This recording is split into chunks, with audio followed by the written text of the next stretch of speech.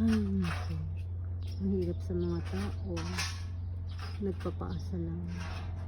Buti pa ang nature. Bibigyan ka ng pagkain. Inalagaan mo sila. Libre na ulam. Yan. Marami akong harvest na talong.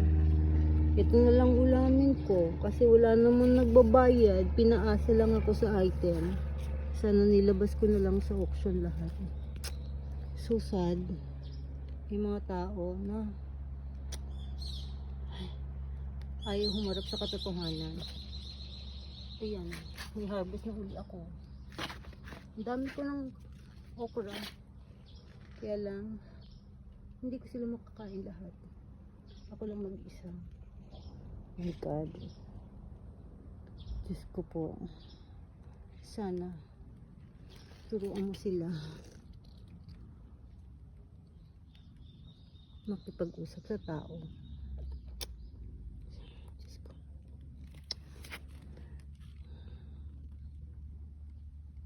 Kumain na lang ako ng talong. Ay, okra pala. Okra, Diyos me, okra.